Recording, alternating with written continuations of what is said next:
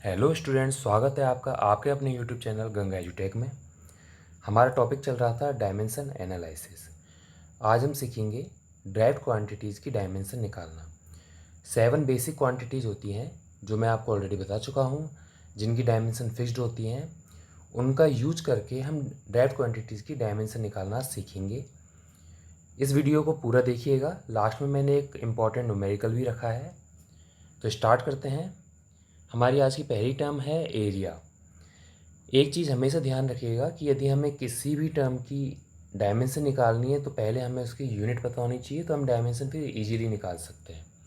यदि मैं बात करूं एरिया की, तो एरिया की यूनिट होती है मीटर स्क्वायर। तो एरिया की जो यूनिट है हुई वो क्या हुई, मीटर स्क्वायर। तो मीटर स्क्वायर इसकी यूनिट कैसे होती है आप जानते हैं। यदि हम किसी रेक्टेंगुलर को देखेंगे तो भी लेंथ इंटू लेंथ, ठीक है। रेक्टेंगुलर सॉरी स्क्वायर है तो लेंथ इंटू लेंथ, ठीक है। तो ये हो गया एल स्क्वायर। यदि मैं किसी रेक्टेंगुलर को देखूं तो एल इंटू बी, तो भी एल इंटू बी हुआ, मतलब ये एक तरह से लेंथ और ये भी एक तरह से डिस्टेंस यानी लेंथ ही हुई, तो भी इसकी यूनिट हुई एल स्क्वायर। यदि मैं किसी सर्किल की बात करूं, ठीक है, तो इस सर्किल का यदि मैं देखूं एरिया, तो इस सर्किल का एरिया क्या होगा, पाई/4 डी स्क्वायर। डी स्क्वायर क्या है इसका, डाया। तो पाई/4 हो गई एक तरीके से न्यूमेरिकल वैल्यू जिसकी कोई डायमेंशन नहीं होती है। बचता है D square. D square diameter है, डायमीटर एक तरीके की लेंथ है, तो जो लेंथ का स्क्वायर यानी अल्टीमेटली ये भी निकल के आएगा क्या, एल स्क्वायर। यानी किसी भी टाइप का कोई भी एरिया हो उसकी जो डायमेंशन होती है वो हमेशा एल स्क्वायर निकल के आएगी, क्योंकि उसकी जो यूनिट होती है वो मीटर स्क्वायर होती है। तो जो एरिया हुआ उसकी डायमेंशन क्या निकल के आई हमारे पास अल्टीमेटली, एल इंटू एल, यानी एल की पावर 2। ठीक है गाइज, अब बढ़ते हैं आगे वॉल्यूम पर। वॉल्यूम की यूनिट क्या होती है, मीटर क्यूब। जिस तरीके से एरिया की मीटर स्क्वायर होती है तो वॉल्यूम की मीटर क्यूब होती है। तो इसके लिए लिख सकते हैं L into L into L. तो इसकी जो डायमेंशन हो जाएगी वो हो जाएगी एल क्यूब। ध्यान रखना, ठीक है। जिस तरीके से हमने इसका निकाला था ऐसे वॉल्यूम होता है। वॉल्यूम 3D क्वांटिटी है तो 3 बार डिस्टेंस आ जाती है। अगली हमारी टर्म है वेलोसिटी। तो वेलोसिटी का हम फॉर्मूला जानते हैं क्या होता है, लेंथ अपॉन टाइम। लेंथ एक बेसिक क्वांटिटी है, इसकी डायमेंशन होती है एल, पावर हमेशा 1 ही रहेगी। और टाइम है, टाइम की बेसिक क्वांटिटी है तो इसकी डायमेंशन होती है टी, पावर 1 रहेगी, यानी L1। और टी ऊपर जाएगा तो -1। तो हमारे पास ये आ गई वेलोसिटी की डायमेंशन। आगे बढ़ते हैं। अगली टर्म है हमारे पास एक्सीलरेशन। एक्सीलरेशन का फॉर्मूला होता है गाइज वेलोसिटी अपॉन टाइम। एक चीज़ ध्यान रखना कि आपको किसी भी डायमेंशन निकालने के लिए हमेशा फॉर्मूले ज़रूर याद होने चाहिए। तो ये बेसिक क्वांटिटी है, इनके डायमेंशन रेफरेंस क्वांटिटीज़ है, इनके फॉर्मूले तो कम से कम आपको याद होने चाहिए। यदि ये आप अभी शुरुआत कर रहे हो, 11th में ही हो, तो फिर आपको धीरे धीरे फॉर्मूले याद हो जाएंगे, तो घबराने की बात नहीं है, ठीक है। लेकिन किसी भी डायमेंशन को निकालने के लिए आपको फॉर्मूले याद होने ज़रूरी है। वेलोसिटी की हम डायमेंशन ऑलरेडी निकाल चुके हैं तो इसको डायरेक्टली पुटअप कर सकते हैं ऊपर से। टाइम की डायमेंशन होती है टी, इसको लिखेंगे तो L1 t-2, ठीक है। इस तरीके से हम आगे निकाल सकते हैं इन्हीं का यूज करके। अब बात करते हैं फोर्स। फोर्स का फॉर्मूला होता है मास इंटू एक्सीलरेशन, ठीक है गाइज। मास की डायमेंशन होती है m, एक्सीलरेशन की हम ऑलरेडी निकाल चुके हैं, इसको डायरेक्टली पुटअप कर देते हैं बस। तो ये आ गई फोर्स, m के पावर में कुछ नहीं है तो इसको 1 लिख सकते हैं। तो हमारे पास जो फोर्स की डायमेंशन आ गई m1 L1 t-2। आगे बढ़ते हैं। अगली टर्म है वर्क। वर्क का फॉर्मूला होता है, वर्क क्या होता है, फोर्स इंटू डिस्टेंस, यानी फोर्स के जरिए कितना काम किया गया है। तो फोर्स को जितने डिस्टेंस तक हमने लगाया है या किसी फोर्स को हमने लगा के जितनी डिस्टेंस कवर की है उसी को हम वर्क कहते हैं। यानी मैं सपोज करूँ मैंने 1 न्यूटन का फोर्स लगाया, ठीक है, तो 1 न्यूटन की फोर्स लगाने के बाद मैंने किसी ब्लॉक को 1 मीटर डिस्टेंस तक खींच लिया, तो मेरा वर्क कितना होगा, 1 न्यूटन का फोर्स मल्टीप्लाई 1 मीटर डिस्टेंस, ठीक है। तो जो वर्क निकलता है वो क्या होता है, इसका फॉर्मूला आता है फोर्स इनटू डिस्टेंस, ठीक है। वैसे तो ये डिस्प्लेसमेंट होता है यहाँ पे, बट अभी तो हमें सिर्फ डायमेंशन लिखनी है तो हमें डिस्टेंस से ही काम है। फोर्स की डायमेंशन ऑलरेडी हमने लिखी हुई है, इसको डायरेक्टली यहाँ पे पुटअप कर देते हैं। और डिस्टेंस है तो डिस्टेंस की डायमेंशन होगी L1। तो हमारे पास वर्क की dimension ultimately I M1, L की पावर 2 हो गई और T-2। तो ये हमारे पास निकल के आई वर्क की डायमेंशन। ठीक, अगली टर्म है हमारे पास पावर। पावर क्या होती है? पावर का फॉर्मूला होता है वर्क अपॉन टाइम। ये वर्क अपॉन टाइम कैसा आया? पावर को मैं आपको ऐसे समझाता हूँ कि दो आदमी हैं, ठीक है, और दोनों को कोई वर्क करना है, लेकिन एक आदमी जिसके पास ज़्यादा ताकत है और एक के पास कम ताकत है।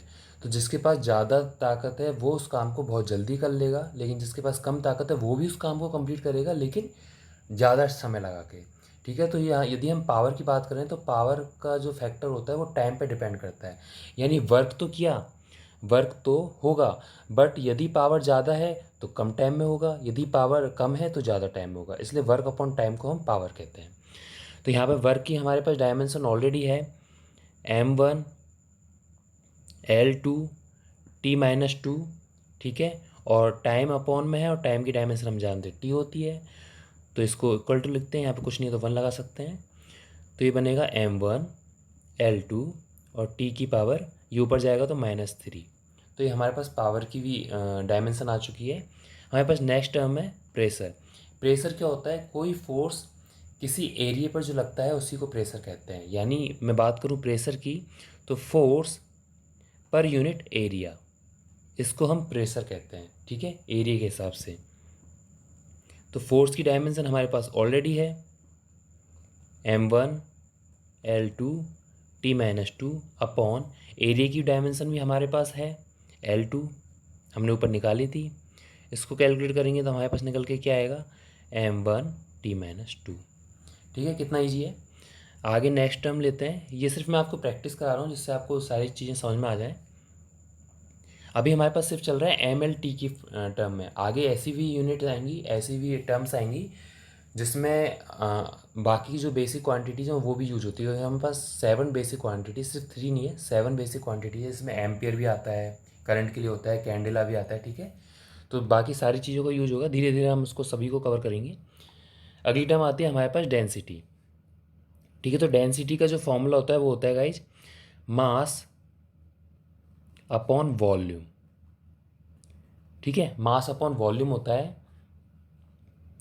तो मास का जो डायमेंशन होगी वो M हो गई M1, वॉल्यूम की हो गई L की पावर 3। तो डेंसिटी की आ जाती है M1 L की पावर -3। ठीक है गाइस, तो इस तरीके से बड़ा ही सिंपल है किसी भी टाइप क्वांटिटी का निकालना, बस हमको फॉर्मूले आने चाहिए और हम इजीली कैलकुलेट कर लेते हैं। ठीक है, आगे बढ़ते हैं। एक हमारे पास अगली जो टर्म आती है वो आती है एंगुलर वेलोसिटी। ठीक है, यहाँ पे थोड़ा सा ध्यान रखना आप। एंगुलर वेलोसिटी का मैं आपको बता देता हूँ। है तो वेलोसिटी है, वेलोसिटी यानी डिस्टेंस अपॉन टाइम होता है, तो लेकिन यहाँ पे होता है एंगुलर डिस्टेंस। एंगुलर डिस्टेंस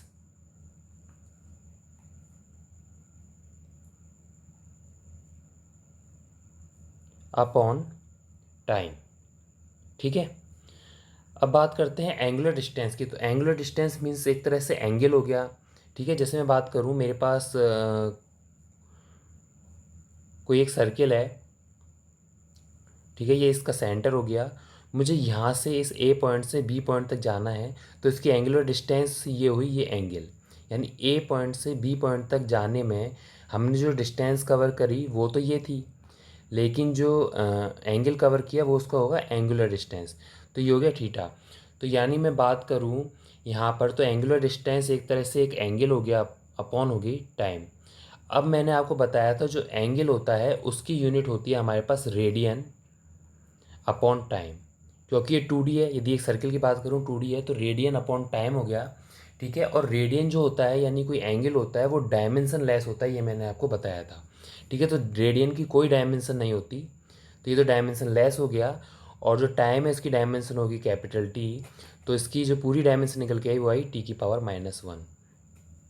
ठीक है, अब ये डायमेंशन लेस कैसे होता है ये मैं आपको डायमेंशन की वीडियो में बता चुका हूँ, आप जाके उस वीडियो को देख लीजिए।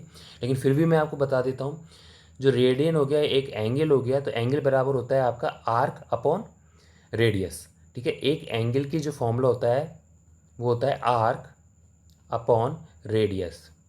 ठीक है, तो आर्क यानी ये, और ये भी एक डिस्टेंस है, और रेडियस भी एक डिस्टेंस है, तो डिस्टेंस अपॉन डिस्टेंस आपस में कैंसिल आउट हो जाएंगे, इसलिए इसकी कोई डायमेंशन नहीं आती। ठीक है, तो इसकी यूनिट है लेकिन डायमेंशन नहीं है। ठीक है, ध्यान रखना है इस चीज़ को। यदि कभी भी कोई भी एंगुलर टर्म आ जाती है तो उसमें जो भी डिस्टेंस है या फिर कोई भी चीज़ है तो उसकी जो डायमेंशन है वो नहीं होगी, क्योंकि वो डायमेंशन लेस होती है। बात करते हैं हीट, तो हीट एक तरह की एनर्जी हो गई, और एनर्जी होता है एक तरह का हमारे पास वर्क। ठीक है, क्योंकि जितना हमने वर्क किया उतनी ही हमारी एनर्जी लगी, तो यानी एनर्जी को हम वर्क के इक्वल ही लेते हैं। तो यहाँ पे हो गया यही वर्क, और वर्क की जो डायमेंशन है हम ऑलरेडी निकाल चुके हैं, आप देख लेना ऊपर, m1 L2 T-2। ठीक है, हीट कैपेसिटी की बात करूँ मैं, तो हीट कैपेसिटी क्या होती है? हीट कैपेसिटी होती है आपके पास एनर्जी जो है हमने यूज करी है, यानी हीट एनर्जी, ध्यान रखना, तो एक ही चीज़ है, एनर्जी कैसी भी हो एनर्जी होगी, अपॉन टेम्परेचर। हीट कैपेसिटी की होगी energy upon temperature, in temperature पर कैसे डिपेंड कर रही है, तो एनर्जी की जो डायमेंशन है ऊपर से हम डायरेक्टली लिख सकते हैं, हम निकाल चुके हैं। अपॉन टेम्परेचर, ध्यान रखना टेम्परेचर की डायमेंशन होती है, क्योंकि ये बेस क्वांटिटी है, इसकी डायमेंशन होती है केल्विन में लिखते हैं हम, के पावर में कुछ नहीं है तो 1 लिखेंगे। तो इसको आगे सॉल्व कर लेते हैं, ऊपर चले जाएगा, बस सिंपल है, के की पावर -1। ठीक है, ये इसकी डायमेंशन हो जाएगी। आगे बढ़ते हैं, चार्ज को हम Q से भी डिनोट करते हैं, और उसका फॉर्मूला होता है करंट यानी I इंटू मल्टीप्लाई T यानी टाइम। ठीक है, अब ध्यान रखना जो I है इसको हम, ये भी एक बेस क्वांटिटी है करंट, तो इसको या तो हम I से डिनोट करते हैं या फिर A से डिनोट करते हैं, क्योंकि इसकी यूनिट होती है एम्पियर, तो इसको हम A से भी डिनोट कर सकते हैं, A की पावर 1, क्योंकि पावर में कुछ नहीं है, मल्टीप्लाई T की जो डायमेंशन होती है वो T की पावर 1 होती है, तो इसकी जो डायमेंशन होगी वो A1 और T1 हो गई, इसको हम AT भी लिख सकते हैं। ठीक है गाइस, तो आज ये कुछ डायमेंशन थी जो हमने डिस्कस की थी। ठीक है, बाकी हम डायमेंशन अगली वीडियो में डिस्कस करेंगे। आज के लिए क्वेश्चंस और है हमारे पास, इसको हम सॉल्व कर लेते हैं। काफ़ी अच्छा क्वेश्चन है, एस.सी. वर्मा का क्वेश्चन है। एस.सी. वर्मा के बारे में आप जानते होंगे, काफ़ी इंटरेस्टिंग बुक है ये फिजिक्स की, और बेसिक बुक है। यदि हमें कभी भी फिजिक्स स्टार्ट करनी तो एस.सी. वर्मा जरूर पढ़नी चाहिए, इससे हमारे सारे जो कंसेप्ट है वो क्लियर हो जाते हैं। इस क्वेश्चन में क्या है, हमें निकालना है electric field E, magnetic field B और मैग्नेटिक परमेबिलिटी μ0, इन तीनों की हमको डायमेंशन निकालनी है, और हमको कुछ इक्वेशंस दी हुई हैं, इन इक्वेशंस का हमको यूज करना है। ठीक है, और इनमें जो भी सारी टर्म्स है वो क्या क्या हैं वो भी हमें दिया हुआ है। तो स्टार्ट करते हैं गाइज। सबसे पहले निकालेंगे हम हमारी जो फर्स्ट टर्म है इलेक्ट्रिक फील्ड,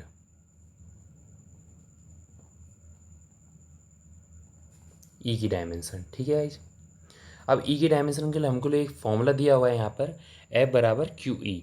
ठीक है, तो इसका यूज करते हैं, F बराबर क्यू ई। हमको निकालना है ई, तो ई को एक तरफ रखेंगे हम, क्यू को इधर ले जाएंगे, F अपॉन क्यू।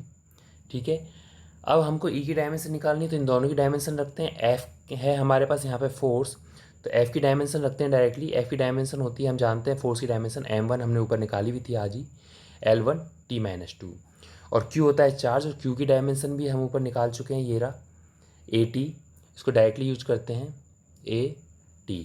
तो यहाँ पे हमारे पास निकल के आएगा m1 L1 T, ऊपर गया एक, -2 था, एक और ऊपर गया माइनस में तो -3 आ गया, और A नीचे A की पावर 1 थी, ऊपर गई A की पावर -1 आ गया।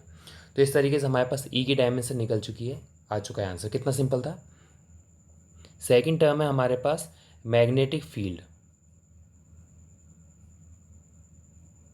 बस आपको क्या है, फॉर्मूलेज याद होने चाहिए। ठीक है, ये सारे जो फॉर्मूले, यानी फोर्स की डायमेंशन याद होनी चाहिए, चार्ज की डायमेंशन याद होनी चाहिए, या फिर इनके फॉर्मूले याद होंगे तो आप इनकी डायमेंशन निकाल सकते हो। ठीक है, तो इसके लिए हम इक्वेशन यूज करेंगे मैग्नेटिक फील्ड के लिए, B बराबर F बराबर क्यू वी बी। ठीक है, तो F बराबर हो गई क्यू वी बी। यहाँ पर हम डायरेक्टली यूज कर सकते हैं, हमें B की निकालनी है डायमेंशन, तो B बराबर, इसको ऊपर ले आते हैं, नीचे ले आते हैं, मतलब F बराबर Q इंटू वी। ठीक है, तो F की डायमेंशन डायरेक्टली यूज करेंगे, ऊपर हम यूज कर सकते हैं m1 L1T-2, Q की डायमेंशन AT हम ऊपर यूज कर चुके हैं, V है यहाँ पे है वेलोसिटी, वेलोसिटी की भी हम जानते हैं मीटर पर सेकेंड, यानी L की पावर m वो 1 और T की पावर -1। ठीक है, इसको बस सॉल्व करना है हमें, कुछ भी नहीं है, हम सारी डायमेंशन ऑलरेडी निकाल चुके हैं। m1 L1 नीचे, L1 ऊपर है, एक कट जाएंगे, T की पावर -2 ऊपर है, और ये दोनों आपस में कट जाएंगे, T की पावर -2 ही रहेगा, और A की पावर नीचे, तो A की पावर ऊपर चल जाएगा। इसको आप सॉल्व कर लीजिएगा, ईजिली मैथ है। ठीक है, तो ये चीज़ आएगी निकल के। थर्ड टर्म है हमारे पास, हमें निकालनी है म्यू नॉट की डायमेंशन। ठीक है, ये आपके लिए होमवर्क है, प्लीज़ इसको आप कीजिएगा। जैसे हमने ऊपर की टर्म की है सेम तरीके से ये भी होगा। ठीक है, और जो भी इसका डायमेंशन आएगी प्लीज़ मुझे कमेंट बॉक्स में बताइएगा, नेक्स्ट क्लास में हम इसको डिस्कस करेंगे। तो यदि आपको मेरा वीडियो पसंद आया हो तो प्लीज़ इसको लाइक कीजिए, सब्सक्राइब कीजिए मेरे चैनल को, ज़्यादा से ज़्यादा शेयर कीजिए। Thank you so much.